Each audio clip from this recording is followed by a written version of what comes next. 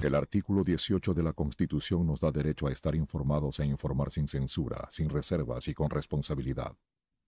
La investigación periodística nos permite encontrar evidencias para sacar a la luz verdades ocultas. Nuestra misión es presentar esas evidencias porque las evidencias nunca mienten.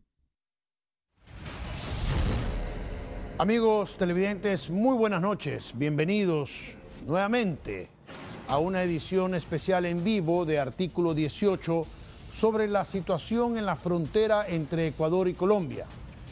Tema que sigue siendo el protagonista luego de la muerte de 4 militares, el secuestro y asesinato de 3 periodistas y el reciente secuestro de una pareja de civiles. Tenemos preparado importante material para ustedes. Desde Bogotá nos acompañará Ariel Ávila, politólogo experto en temas relacionados con el proceso de paz en Colombia y sobre la situación de la narcoguerrilla.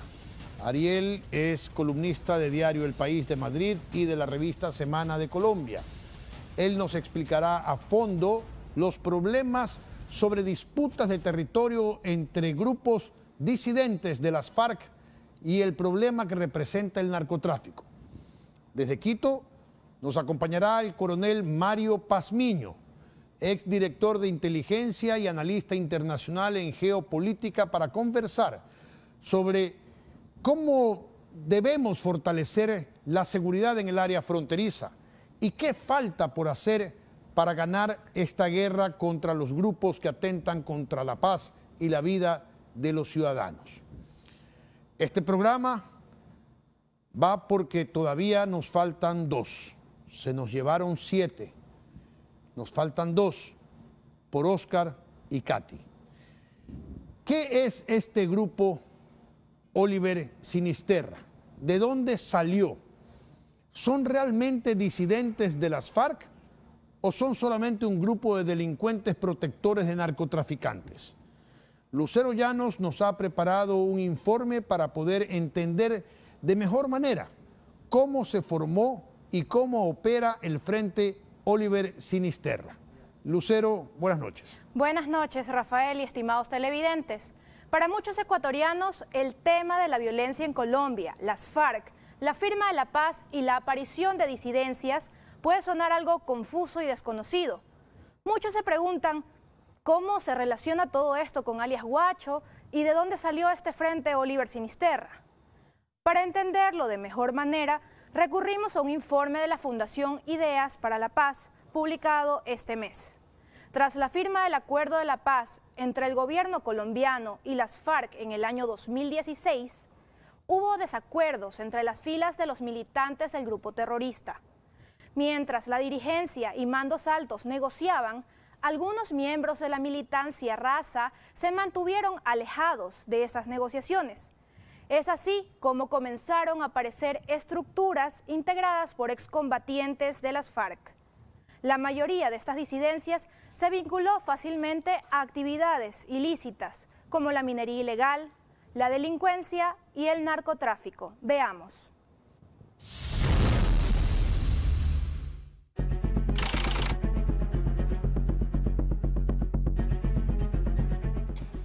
Es que este individuo responsable de esos asesinatos va a caer. Ya lo elevamos, él está en una lista que tenemos de objetivos de alto valor. ¿Quién se iba a imaginar? ¿Quién se iba a imaginar que estos delincuentes, estos criminales, este alias Guacho, de buenas a primeras, sin ningún tipo de razón, asesine a sangre fría? Total estado de indefensión, claro. Eso ¿quién se iba a imaginar que iba a actuar con semejante irracionalidad? Al igual que alias Guacho, los hombres del Frente Oliver Sinisterra, bajo su liderazgo, son considerados en la actualidad como uno de los grupos disidentes de las FARC más peligroso y violento.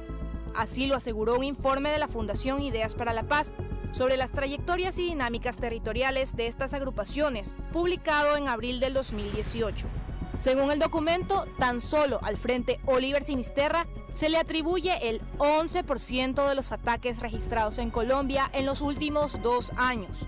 A esta lista se suman los atentados perpetrados en territorio ecuatoriano incluyendo la explosión de un coche bomba en los exteriores de un cuartel militar en San Lorenzo el pasado 27 de enero, la detonación de un artefacto explosivo en la que murieron 4 militares el 20 de marzo, el secuestro y asesinato de los periodistas de Diario El Comercio y el reciente secuestro de una pareja de civiles.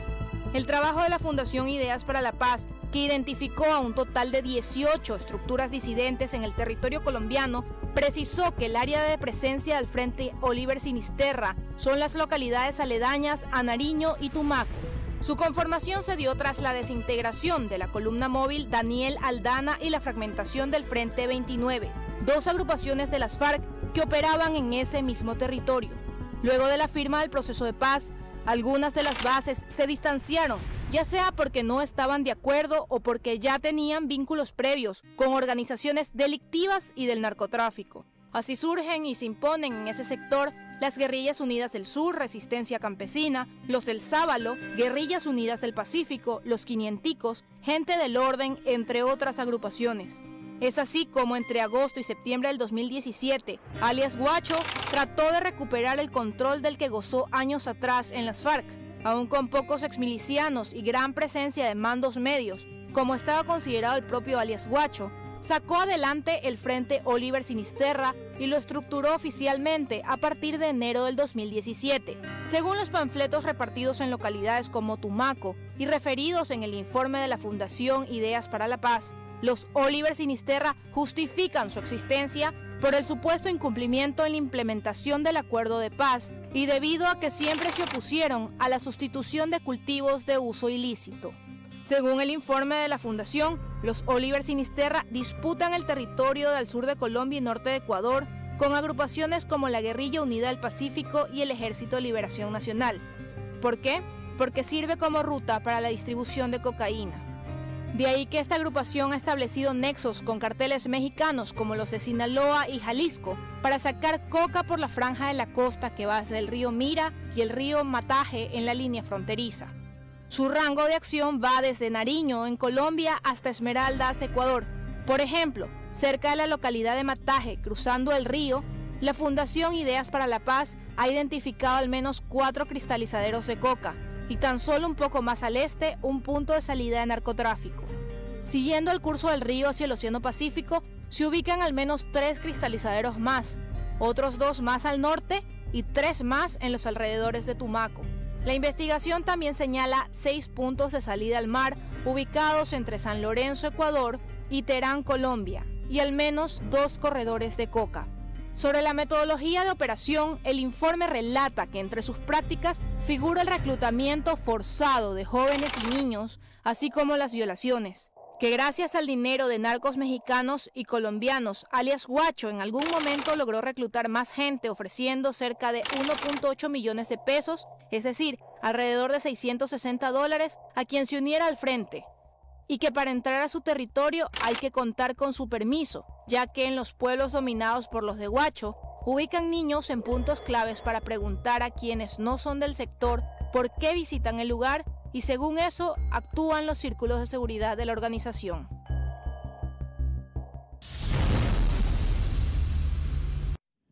Bien, ahora hacemos contacto con Ariel Ávila de la Fundación Paz y Reconciliación, quien está en Bogotá. Él es sociólogo, politólogo y abogado, columnista de la revista Semana de Colombia y de Diario El País de España. Ha sido profesor universitario y ha estudiado a profundidad el fenómeno del conflicto armado, la paz y el postconflicto. Uno de sus últimos trabajos es el libro El subsistema fronterizo de Colombia, lugar estratégico de los mercados ilegales, que presentará este 28 de abril en la Feria del Libro de Bogotá. Ariel, buenas noches, gracias por estar con nosotros. Mi primera pregunta, ¿qué tan grande es este Frente Oliver Sinisterra? Y si realmente son disidentes o no. Hola, ¿qué tal? Muy buenas noches y muy amable. A ver, le respondo de 3 formas. Tiene esta persona, pero controla la parte norte del municipio de Tumaco, que es más o menos solo pedazos, 1.000, 8.000 hectáreas de hoja de coca. Casi que... Ariel, estamos con problemas de comunicación. Yo no sé si puedan mejorar el ancho de banda. Estamos con problemas de comunicación. Qué lamentable, porque hicimos las pruebas y todo funcionaba perfectamente bien. A ver si es que logramos mejorar con nuestros técnicos. Por favor, logremos mejorar con nuestros técnicos la comunicación con Bogotá. Por favor, me indican. Si no, podemos esperar un par de minutos. Y yo también quería mostrarle a Ariel, porque Ariel sí nos escucha bien, lo que dijo el presidente Lenín Moreno. Él se pronunció enérgicamente la semana pasada, fue categórico con sus ministros y les dio plazos para encontrar una solución o al menos diseñar una estrategia. Recordemos algunas partes de las declaraciones del presidente que hizo a medios internacionales, entre esos medios colombianos, y hasta entonces arreglamos el problema de comunicación con Bogotá. Adelante.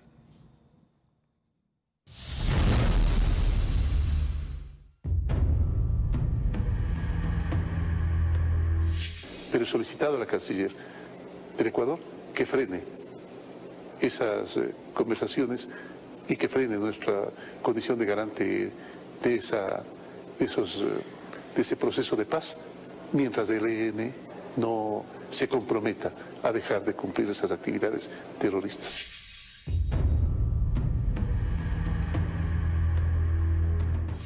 Es necesario resultados más contundentes. Es por eso que en mi mensaje a la nación, usted lo debe haber escuchado, manifesté que doy un plazo de 10 días a las autoridades para que este enemigo, este criminal que se disfraza de revolucionario, pues sea puesto donde debe estar, en manos de la justicia. A sus ministros, 10 días. Y si sí. no, gracias, chao. Como he manifestado y dolorosamente me ha correspondido con otros compañeros a los cuales he solicitado que den un paso al costado después de equivocaciones o no cumplir lo que la ciudadanía y su gobierno espera de ellos, pues darse un paso al costado.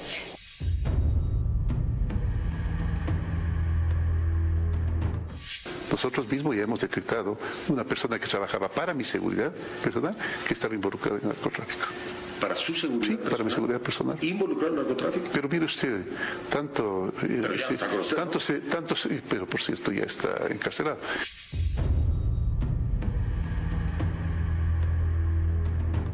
Parece haber habido bastante permisividad con respecto, parece que había un acuerdo tácito de no molestarse mutuamente. Hay cosas terribles. Imagínense hasta el hecho de haber hecho una carretera de primer orden con un puente también bastante bien construido que en el río Mataje, que separa a Ecuador de Colombia, nosotros construimos una carretera con un puente que no va a ninguna parte. Se desmanteló la capacidad operativa del país. Se compró helicópteros de mala calidad que se caían, 4 de los 7 se cayeron. 4 de los 7 se cayeron. Aviones que costaba más reparar los viejos, que costaba más repararlos que comprar los nuevos. No se compró el armamento debido a las Fuerzas Armadas y a la policía. Y se compró radares que no funcionaban. Con eso nos encontramos nosotros y es por eso que se ha hecho tan dificultoso darle nuevamente operatividad. Recordemos además que se descabezó a toda la cúpula de los militares y prácticamente se dejó sin liderazgo a las Fuerzas Armadas, un liderazgo que es fundamental para tenerlo principalmente en momentos como este.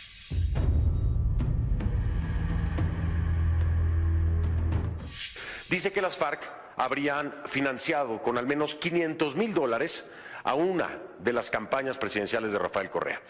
Este guerrillero, quien CNN pudo confirmar que es quien dice ser y figura en los listados de desmovilizados del gobierno colombiano, es además un testigo protegido. En la entrevista él asegura que el dinero fue entregado a una de las campañas de Correa por medio del exasambleísta ecuatoriano Paco Velasco. CNN no puede verificar la autenticidad de esta acusación y decidimos mostrársela al presidente Lenín Moreno para saber si él tenía conocimiento sobre este señalamiento, teniendo en cuenta que el presidente Moreno fue parte de la fórmula presidencial en 2006 y 2009. Tras ver el video, el presidente Moreno reacciona anunciando una investigación. Escuche. Entiendo que es un testigo protegido el que está haciendo esa declaración. Tal vez dos o tres cosas. La primera, que entiendo que habrá que comprobar la veracidad de lo que dice el testigo protegido, en primer lugar. En segundo lugar, yo veo allí dos imprecisiones. En primer lugar, Paco Velasco no era la mano derecha de Rafael Correa. Y en segundo lugar, la descripción física que hace de él no creo que corresponde a la contextura física de Paco Velasco. Pero sin embargo, si es que esto es realidad, es sin duda alguna una falta de ética, una falta de moral, una mala forma de hacer política. Y por supuesto que la vamos a investigar. Por supuesto que la vamos a investigar. Y como el mismo testigo lo dice, atando un poco de cabos, a lo mejor explica muchas cosas. Bien, esas fueron las declaraciones del presidente de la República, Lenín Moreno, la semana pasada. Regresamos con Ariel, la señal ha mejorado, nos informan nuestros técnicos. Ariel, si nos escuchas ahora sí, nuevamente, ¿qué tan grande y qué tan importante es este movimiento o desmembración o disidentes de las FARC? Hola, buenas noches. Intentémoslo otra vez. Mira, el Frente Oliver Sinisterra es el quinto más fuerte de las 12 estructuras criminales que operan en la región de Tumaco. Es decir, es uno y hay otros 11. Maneja la parte norte del municipio de Tumaco, donde hay en un pequeño territorio 7.000 hectáreas de coca y casi 6.000 familias dependen de ese cultivo.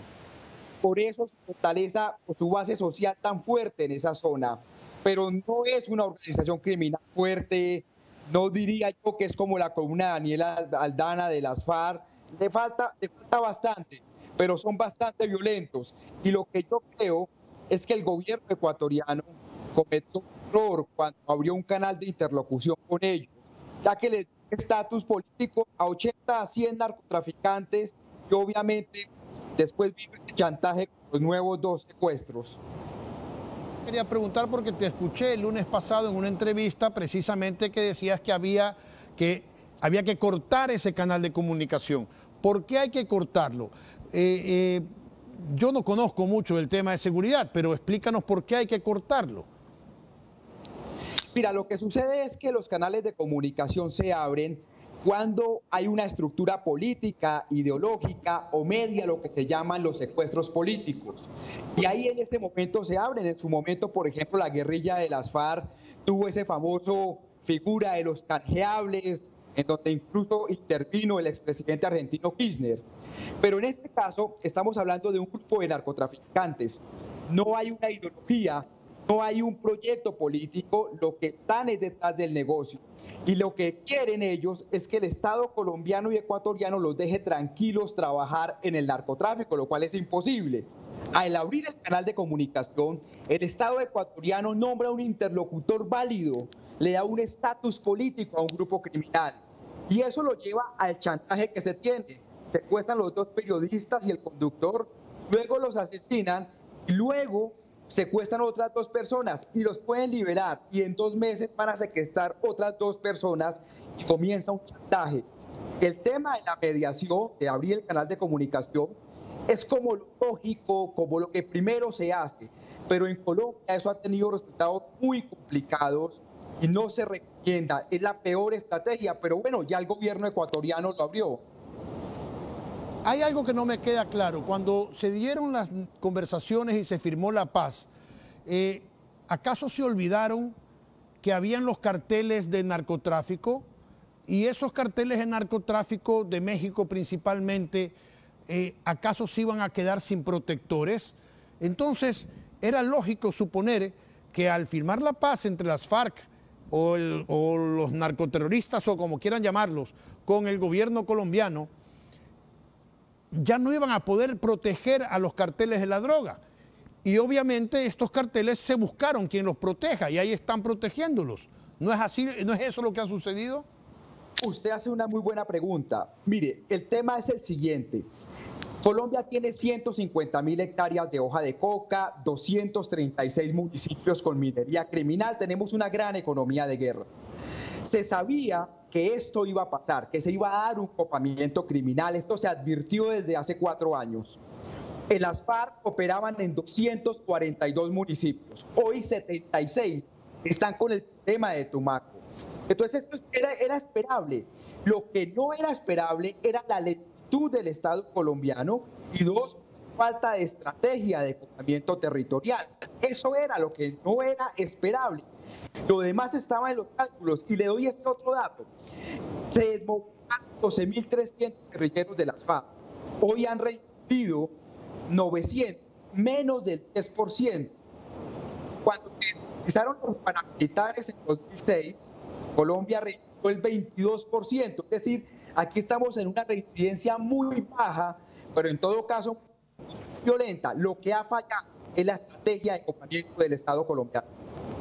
Se dice o se acusa a Ecuador, sobre todo que en la última década fue muy permisivo con el tránsito hacia el Océano Pacífico para el tráfico de la droga, pero no tuvimos muertos ni secuestros. Mira, ahí pasan dos cosas. Uno, desde que yo comencé las investigaciones en la zona de frontera sur colombiana o norte ecuatoriana, era uno de los principales salidas de droga de Colombia. Se cree que el 23-24% de la droga colombiana sale por Tumaco entre la frontera entre Colombia y Ecuador. Y eso viene pasando al menos desde 1998, es decir, eso no es nuevo. Lo nuevo es esta anarquía criminal, esta disputa que se da con la salida de las FARC. Y esta anarquía de 12 grupos criminales que le mencionaba lleva a que algunos fenómenos de violencia se trasladen al Ecuador. Y 2, hay una disputa muy grande entre el cartel de Sinaloa, que viene perdiendo poder, el cartel de Jalisco Nueva Generación. Y esos carteles están disputando esa ruta de salida entre el río Mira y el río Mataje. Y eso está llevando al enfrentamiento. Yo le garantizo una cosa, en 6 o 7 meses la violencia en frontera va a disminuir. Ecuador va a dejar de sufrir estos ataques. Pero la economía ilegal va a seguir fluyendo como lo hizo en los últimos 20, 25 años. Por eso el Estado ecuatoriano es combatir las estructuras criminales, pero también las economías ilegales. Porque el problema es que pueden capturar a Guacho, que espero que lo hagan o den de baja, pero eso no va a solucionar el problema del narcotráfico de la frontera. El expresidente Pastrana, en este mismo espacio el domingo anterior, sostuvo que el problema o uno de los problemas es que el gobierno colombiano negoció con las cúpulas y se olvidó de las bases. ¿Coincide, Ariel, con esta apreciación de Andrés Pastrana? Yo tuve la oportunidad de escuchar la entrevista del expresidente Pastrana. Mira, el proceso de negociación quedó bien hecho, digamos, el acuerdo de paz está muy bien hecho. El problema es que no se ha implementado. Hay una deficiencia institucional muy grande. A los campesinos de Tumaco les prometimos tierra, proyectos productivos, distritos de riego, cadenas de comercialización. A los guerrilleros también les prometimos proyectos productivos y nada de eso ha llegado. Es decir, la estrategia militar llegó y llegó tarde, pero el resto del Estado nunca ha llegado. Y un dato tan dramático, el 75% de la población menor de 30 años de Tumaco no tiene trabajo, es desempleada. Y así es muy difícil lograr sacar a jóvenes de esta economía ilegal. Entonces el acuerdo quedó bien hecho, pero la implementación ha sido, lo digo con mucho respeto, absoluto desastre. El presidente Santos dijo la semana pasada, y en cierta forma creo que tiene razón, que la lucha contra el narcotráfico en los últimos 45, 46 o 50 años no ha dado resultados. La guerra contra el narcotráfico la hemos perdido, dijo Santos. Si es así, de ser esto cierto, como aparentemente lo es, ¿no es hora de repensar la estrategia, de sentarse a conversar y decir, hemos fracasado y hay que cambiar de estrategia? No sé cuál, pero lo que estamos haciendo no está dando resultados. Mira, nosotros tuvimos desde el año 2000 el famoso Plan Colombia, que fueron millones y millones de dólares que se invirtieron. En el año 98 teníamos 160.000 hectáreas de coca, hoy estamos en 150.000. Es decir, después de 20 años estamos en el mismo punto de partida. Miles de campesinos en las cárceles, miles de hectáreas fumigadas con glifosato y estamos en lo mismo. Entonces, que tenemos derecho a probar otras alternativas. Y claro, la represión no puede dejarse de lado, tenemos que seguir persiguiendo, capturando, pero hay tres cosas por hacer. Uno, inteligencia financiera, hay que capturar los que lavan dinero. Le doy un dato, Ecuador es importante para los carteles colombianos y mexicanos porque tiene una economía dolarizada y se lava mucho dinero. Yo pregunto, ¿cuándo se capturó el último gran lavador de dinero en Ecuador? Pues hace muchos años no se captura un gran lavador de dinero. Entonces, inteligencia financiera. Dos, formalización laboral de los jóvenes, tanto del lado ecuatoriano como del lado colombiano. Y lo tercero, hay que sentarse y encontrar un sistema de sustitución de cultivos ilícitos para el caso colombiano que vaya más allá de la represión, que es lo que comenzamos a intentar hace un año y todavía no nos dan los resultados esperados. En Colombia se llama el Plan Integral de Sustitución de Cultivos. Espero que comience a dar resultados, pero el modelo Plan Colombia fracasó.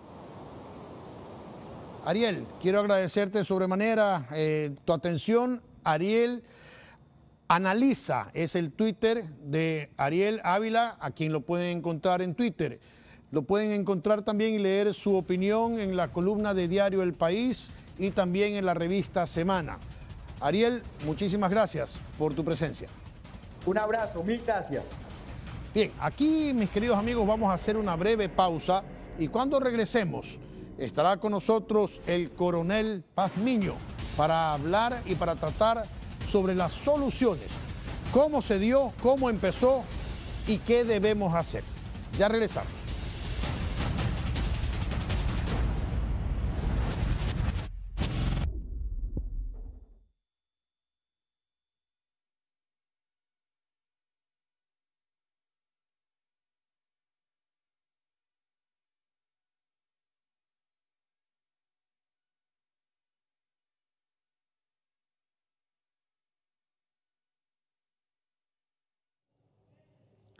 Hablemos, por favor, del 1 al 10, contemos. 1, 2, 3, 4, 5, 6, 7, 8, 9, 10.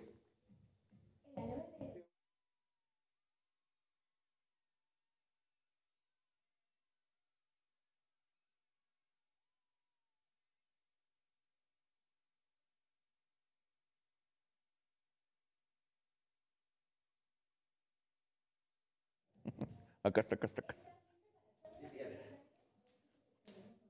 Regálame para poner más acá. Después del cartón traemos.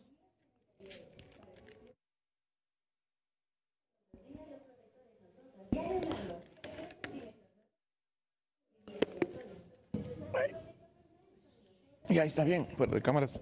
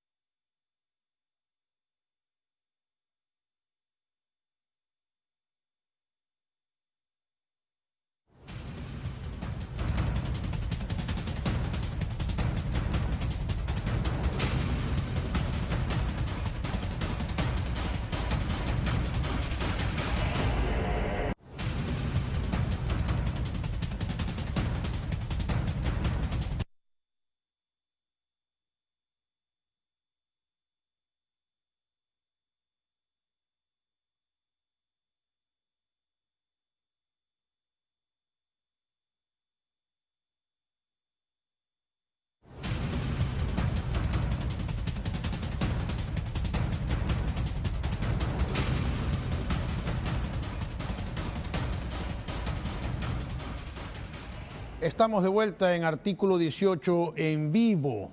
En Quito se encuentra ya el coronel Mario Pazmiño, exdirector de inteligencia, quien nos acompaña en Canal 1 Quito. Él es ingeniero, máster en seguridad y desarrollo, analista internacional en geopolítica. Además se desempeña como consultor para diferentes medios de comunicación. Al coronel lo vamos a invitar para que nos acompañe a ver un reportaje que todavía tenemos, porque la situación sigue siendo crítica.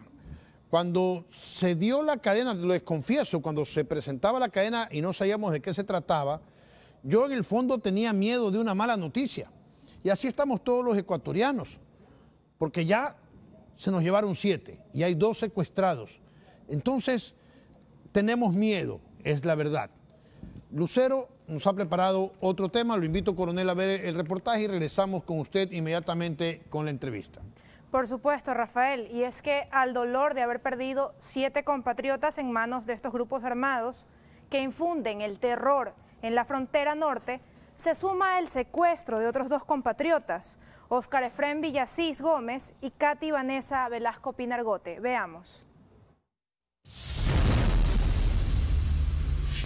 Martes 17 de abril, los ecuatorianos no alcanzábamos a reponernos del shock por el secuestro y asesinato del equipo periodístico de Diario El Comercio y los 4 militares muertos, cuando otra noticia nefasta nos despertaba como un puñetazo. Otros 2 compatriotas habían sido secuestrados. Señor presidente, le dice a usted que por favor nos ayude, que nos dé la mano. Que no nos pase lo que nos pasó a los periodistas. Nosotros simplemente somos ciudadanos del Ecuador, no tenemos nada que ver en este problema. Así lo dio a conocer el ministro del Interior César Navas, muy temprano en la mañana desde el EQ 911 de Quito.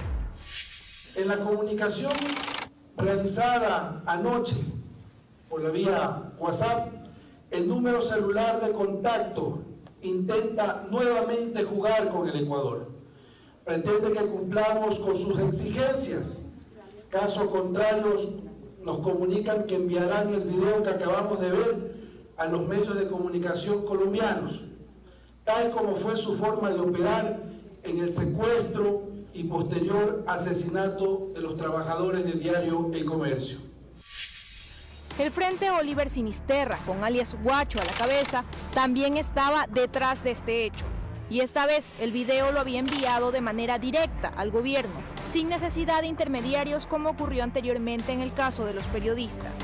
Aunque en una primera instancia las autoridades no tenían conocimiento de la identidad de los secuestrados, pasado el mediodía del martes, divulgaron que se trataba de Óscar Efrén Villasís Gómez y Katy Vanessa Velasco Pinargote. Según anunciaron las autoridades, las 2 personas habían salido desde Santo Domingo el pasado 11 de abril. Llevaban varios días sin comunicarse con sus familiares y aunque no dieron mayores detalles sobre cuál era su destino final y el motivo del viaje, se presumía que permanecían en territorio colombiano. Santo Domingo, el día miércoles, se habrían dirigido hacia la provincia de Esmeraldas, al cantón San Lorenzo.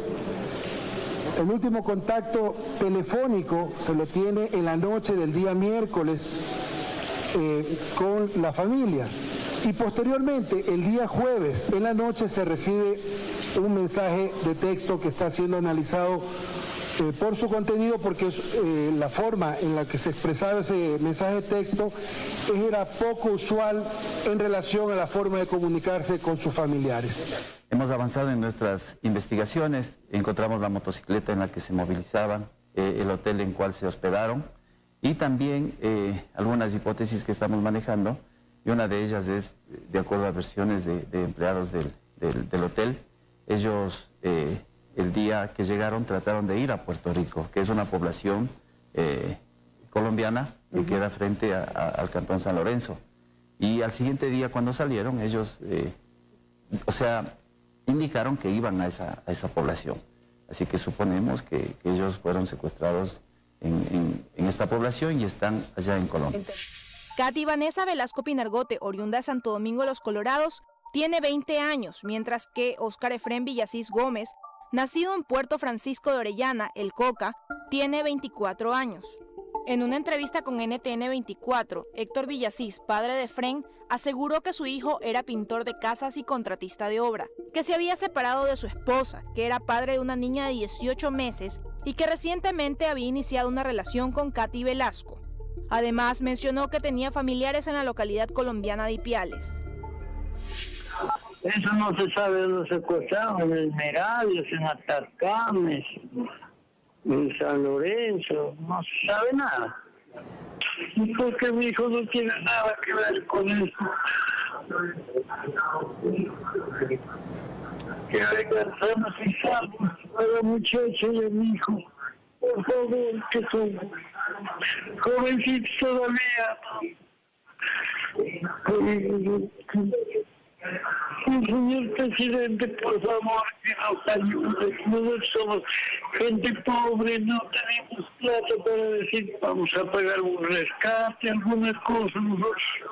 Pero además del dolor que este nuevo secuestro provoca a familiares y amigos de Efrén y Katy, el hecho se suma a la ola de violencia que azota a Ecuador en su frontera con Colombia, que hasta el momento deja cerca de 158 familias ecuatorianas desplazadas.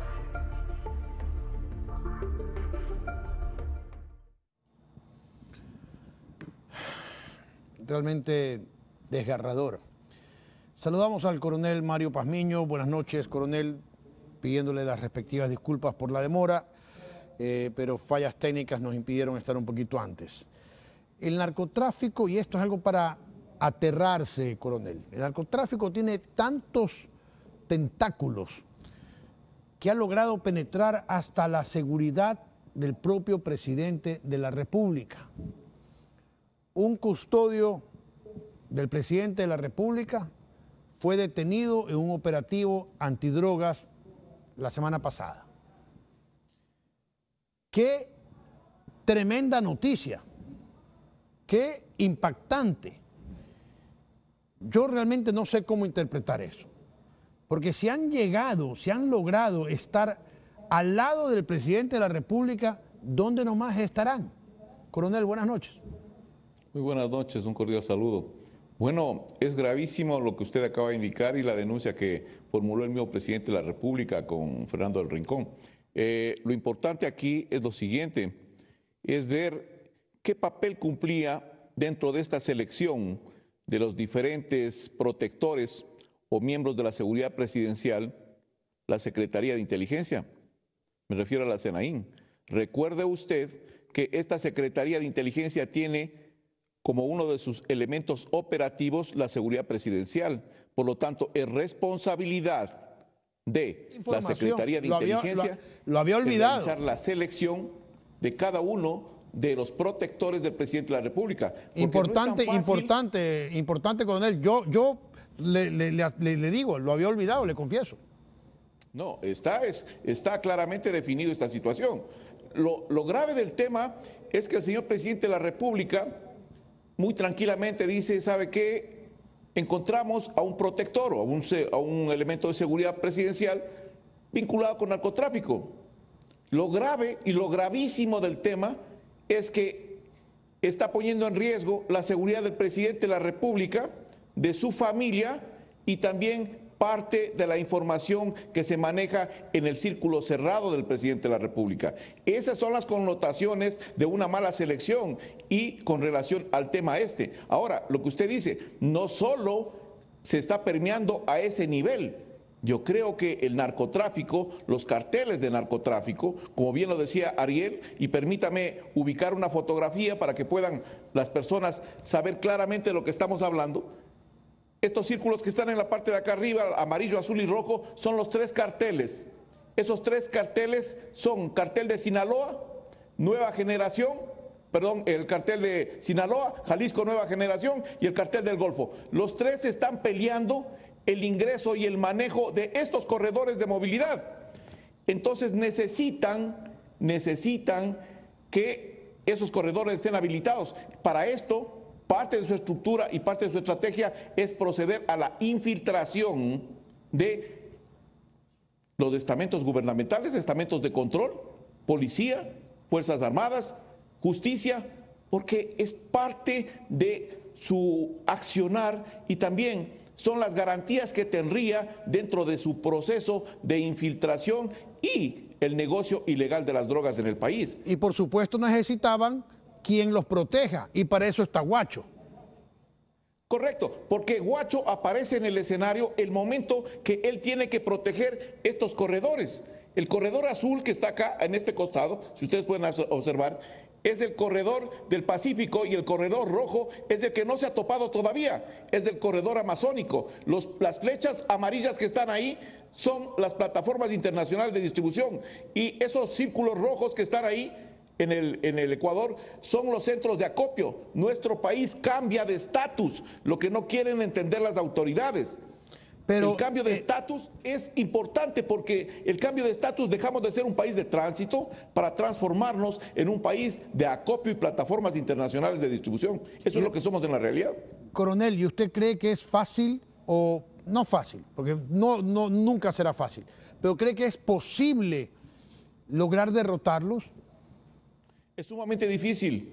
¿Por qué es sumamente difícil? Porque primero estamos desarrollando una guerra asimétrica. En una guerra asimétrica lo que están empleándose son métodos y técnicas atípicas.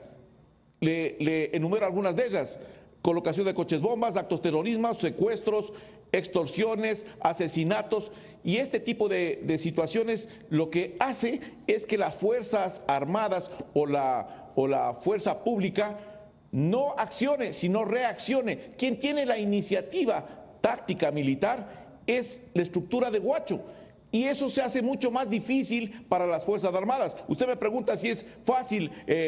No, si es posible. Sumamente difícil. Yo le pregunto si es posible. Yo me corregí yo mismo. ¿Es posible lograrlo? Sí. Fíjese, es posible hacer algunas cosas para reducir el impacto de esta amenaza global. Recuerde usted que el narcotráfico es una amenaza global, no solo binacional, sino ni regional, es una amenaza global. Por lo tanto, toda la comunidad internacional tiene que propender a apoyar estos procesos para poder controlar. Que se va a erradicar, yo le veo sumamente difícil. Poniendo un ejemplo nada más de lo que decía Ariel anteriormente, en Colombia, luego de que el presidente Uribe entrega Colombia con alrededor de unas 90.000 hectáreas y logra en su periodo bajar a cerca de 40.000 hectáreas de cocaína, en este periodo del presidente Santos hay un desarrollo exponencial de los cultivos de coca, llegando a cerca de 200.000 hectáreas. Eso es gravísimo. Coronel, ¿usted cree que en gobiernos pasados hubo permisividad con las FARC y los grupos, los carteles de la droga, y eso, y quizá eso se debía que vivíamos en paz? Yo creo, y voy a poner un ejemplo, yo soy de las personas muy concretas en lo que hablo, y hay evidencia y prueba de lo que estoy diciendo. ¿Recuerda usted el famoso Plan Ecuador? ¿Recuerda usted que denunciamos en los medios de comunicación que en ese Plan Ecuador supuestamente decían los que estaban en el plan que ahí lo que se iban es a carnetizar a la gente de la frontera? No, señor, era una falsedad. Se iba a cedular a gente allá, y gran parte de los milicianos, gran parte de los miembros de las FARC tenían cédula ecuatoriana, delinquían en Colombia, pasaban al Ecuador, delinquían en el Ecuador y pasaban a Colombia. ¿O no recuerdan ustedes que en Angostura también se encontró un punto en donde tenían los franelógrafos que utilizaba el registro civil para cedular en Angostura a los guerrilleros? Pero entonces, no podemos negar, coronel, créame, yo no estoy de acuerdo, pero trato de hacer el papel de abogado del diablo. No podemos negar que no hubo secuestros, ni asesinatos, ni ejecuciones. No. Lo que no podemos negar acá es que el anterior gobierno facilitó este accionar por diferentes motivos. Le pongo algunos de ellos. Primero, aperturó las fronteras, dejando que ingresen cualquier tipo de personas hacia nuestro país. No estoy en contra de que ingresen personas al país, pero sí que existe un control más detallado. Eliminaron todo lo que son los proyectos de fronteras vivas. Las fronteras nuestras quedaron completamente desguarnecidas. Se debilitó Fuerzas Armadas, se debilitó los sistemas de inteligencia. No se debilitó, se destruyó los sistemas de inteligencia. Entonces, con todos esos componentes, lo que estamos diciendo al narcotráfico es: señores, vengan. Y para esto, si tomamos en cuenta que el efecto globo que tuvo Colombia con la destrucción de los centros de acopio y plataformas internacionales de distribución pasaron de Colombia al Ecuador, porque ellos consideran, antes de pasar esta infraestructura, hacen un estudio del país objetivo.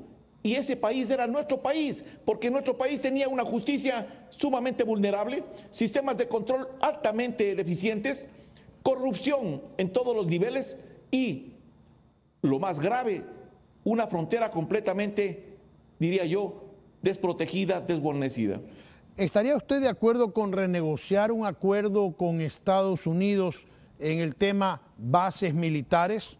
Hay quienes dicen que es preferible tener pues una base gringa que un cuartel de guerrilleros.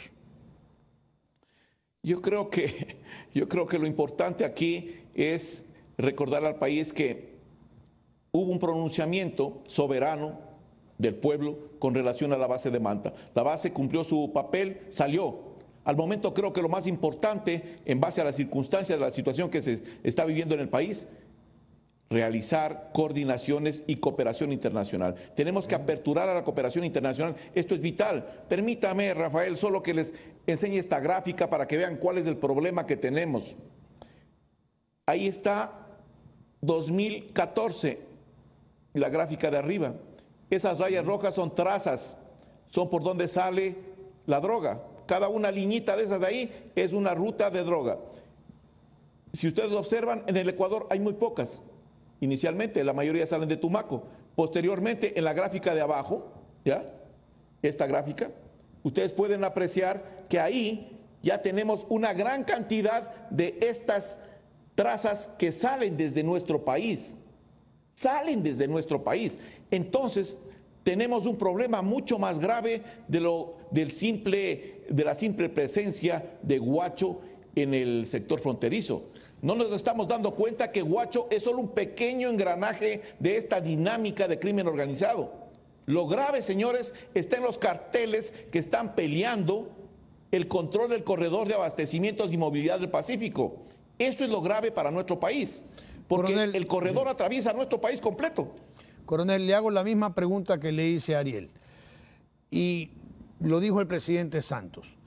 En 50 años no se ha podido ganar la guerra contra el narcotráfico. ¿No cree que es hora de replantear la estrategia, reconocer la derrota y saber que hay que hacer otras cosas, otra estrategia? ¿Y cuáles son esas estrategias? Correcto, pero primero hay que plantearle un tema que es sumamente importante, Rafael. El tema es el siguiente. Colombia se dio cuenta de que ese proceso de paz no iba por buen camino. El único que salió ganando de ese proceso de paz fue el presidente Santos con un premio Nobel de la Paz, porque la inseguridad democrática en Colombia pertenece y permanece en Colombia. El presidente Santos también gana en otro aspecto en este conflicto colombiano, el haber involucrado a nuestro país y haber utilizado una estrategia de guerra híbrida o estrategia lineal para convencer al presidente de la República del Ecuador y a sus ministros de que la mejor salida para esta problemática que tenemos en la frontera es entrar de aliados contra el problema que tiene Colombia. Irresponsabilidad tremenda, señores, porque no solo la amenaza de Colombia va a irse contra Colombia, va también a irse contra el país. Y si a eso le sumamos la participación de los 3 carteles que están peleándose en la zona por controlar los corredores, tenemos un escenario apocalíptico. Ok, correcto, estoy de acuerdo con usted, coronel, pero ese es el análisis. ¿Cuál es la solución? Colombia no pudo ganarle en 50 años con 7 bases americanas o 7 bases a disposición de inteligencia americana de Estados Unidos. ¿Por qué nosotros habríamos de poder ganarle la guerra a ellos si no estamos preparados para ganarle una guerra? Esta guerra, Rafael, no la vamos a poder ganar por los siguientes motivos. Primero, porque la concepción que tiene el gobierno es que esta guerra se la puede solucionar políticamente, con politiquería diría yo, ideológicamente, sin saber que tiene que cumplir algunos requisitos. Usted me pide recomendaciones para el presidente de la República. Sí. Primera recomendación, señor presidente de la República. Deje sin funciones a 3 personas que lo que han hecho para el país es una ineficiencia total en el accionar en la frontera norte. Me refiero al ministro de Defensa, ministro del Interior y canciller de la República. Segundo, restablezca usted el proceso de los proyectos de fronteras vivas. Tercero, refuerce inmediatamente el sistema de inteligencia militar en la frontera. Potencialice sus fuerzas armadas. Cuarto, y que me parece sumamente importante, inicie al momento una capacitación para realizar la protección de los jueces, porque una de las cosas que el narcotráfico internacional trata en lo posible de afectar es a la parte judicial y especialmente a quienes son los jueces y fiscales que van a tomar conocimiento de estas causas para poderlos intimidar a futuro. Necesitamos proteger a esos funcionarios para que esta situación no se desborde. Y yo creo que la otra que es sumamente importante también, es el momento de tomar las experiencias de otros países, como Brasil, Colombia, México, que tienen estructuradas las brigadas móviles antinarcóticos. Es momento que el Ecuador tome este tipo de experiencias de otros países y comience a estructurar. Pero esas experiencias, señores, coronel, no las vamos a poder ganar así tan rápidamente. Pero esas experiencias, coronel, no han ganado la guerra contra el narcotráfico. Pero la han controlado. No estamos diciendo que vamos a ganar, Rafael, porque eso de ganar la guerra, Colombia no la ha podido hacer dentro de 60 años. Y estas guerras asimétricas no se las puede ganar de un día para otro día. Estados Unidos, hasta el día de hoy, continúa con los efectos de la guerra asimétrica. Francia, España y otros países. Pero podemos reducirla y podemos encapsularla, lo que estamos haciendo, que eso es otra cosa diferente. Gracias al coronel Mario Pazmiño por sus opiniones y sus grandes conocimientos sobre esta temática. Coronel, muy buenas noches. Nuevamente gracias por su presencia en Artículo 18 en esta edición especial en vivo sobre los problemas en la frontera con Colombia, donde ya se nos han llevado a 7 y no queremos que se nos lleven a Oscar y a Katy, que todavía están secuestrados. Amigos televidentes, quiero agradecerles. Lucero, buenas noches. Será hasta el próximo domingo.